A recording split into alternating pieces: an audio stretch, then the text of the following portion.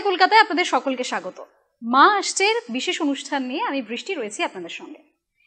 কে বলে রে মাকে আমার মাটির গরম ঋণময়ী, বারবার ভক্তের এই সাধকের চোখে এইভাবেই মায়ের রূপ ধরা পড়েছে।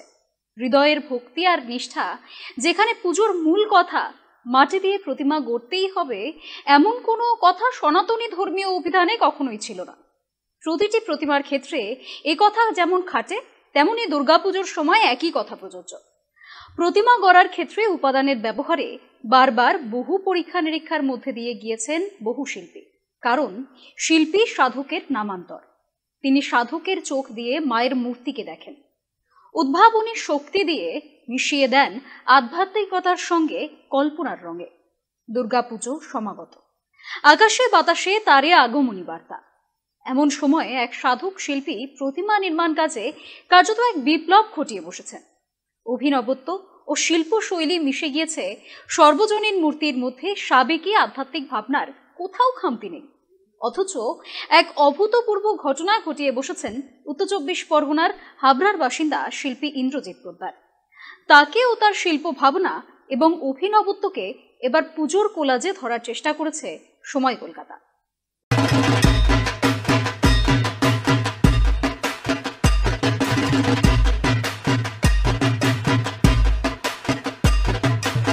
মৃন্ময়ী মূর্তি গড়ার ক্ষেত্রে গতে বাধা বা বাধা ধরা ছক বহুদিন আগে বহু শিল্পী ভেঙেছেন।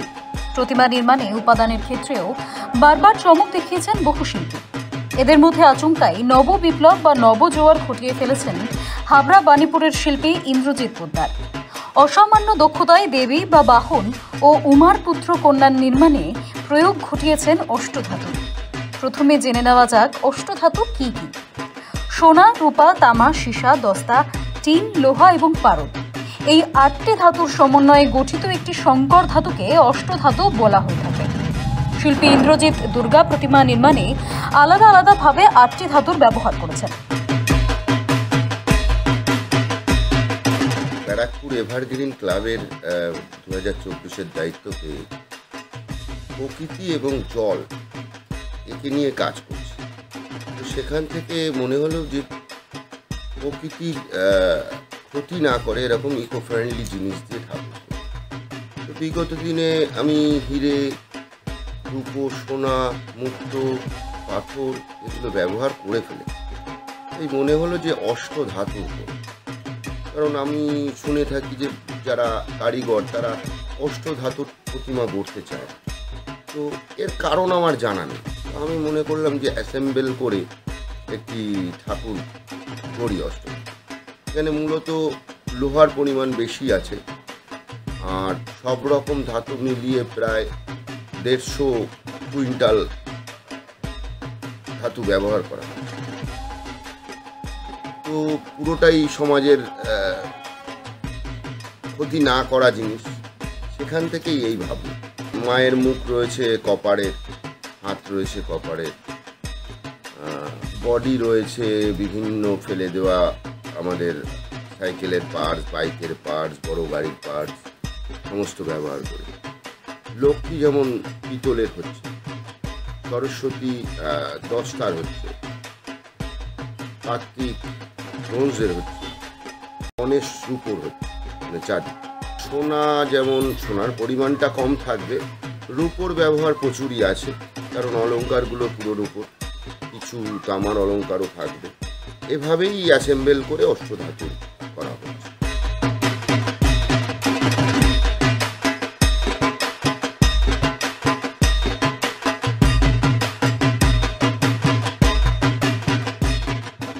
অষ্টধাতু দিয়ে দুর্গা প্রতিমা নির্মাণ করার কথা কোথাও শোনা যায় না।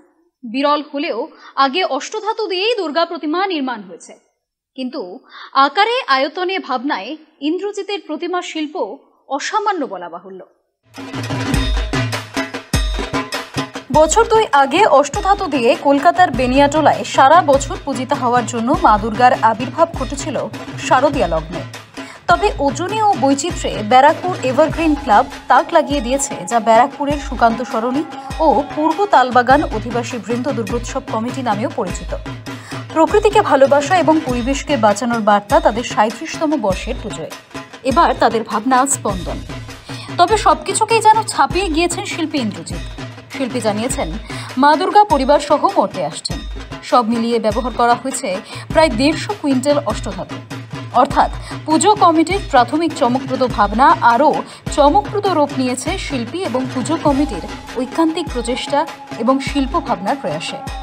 শিল্পী ইন্দ্রজিৎ নিজেই বললেন, তার মানুষ প্রতিমা এবার স্থান পাবে ব্যারাকপুর এভারগ্রিনে। রক্তদানের ক্যাসেটে শুনি রক্ত কোনো কলকারখানায় তৈরি হয়।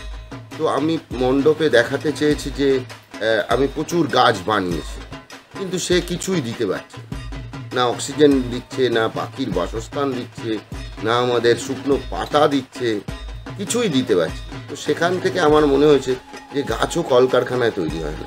আমাদেরকেই, আমরা সমাজের বুদ্ধিমান প্রাণী, আমাদেরকেই গাছ লাগাতে হবে এবং প্রকৃতিকে বাঁচাতে হবে।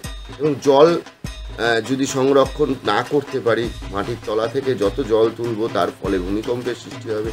বিশ্ব উষ্ণায়নের ফলস্বরূপ আমাদের এখন জল সংরক্ষণ দরকার। সেই ভাবনা থেকেই পুরো মণ্ডপ এবং প্রতিমার সৃষ্টি। প্রতিমায় অস্ত্র থাকছে না, কারণ এর ব্যাকগ্রাউন্ডে সমস্ত কুড়াল, করাত, যেগুলো দিয়ে আমরা গাছকে ধ্বংস করি, সেগুলোকে অর্পণ করা হয়েছে মার কাছে।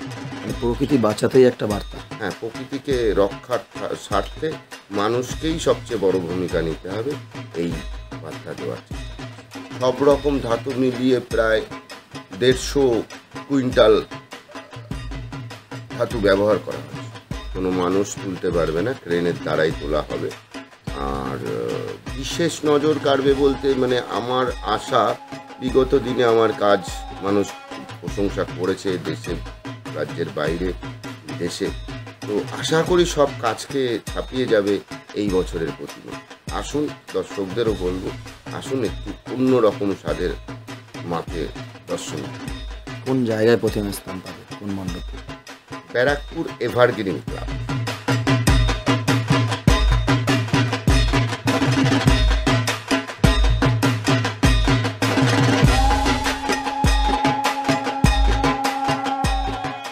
হিরে, সোনা, মুক্ত, জহরতকে পেছনে ফেলে ইন্দ্রজিৎ পোদ্দার ব্যারাকপুরের পুজো মণ্ডপে যে প্রতিমার রূপ তুলে ধরেছেন, সার্বিকভাবে শিল্প সুষমায় তার তুলনা মেলাভার।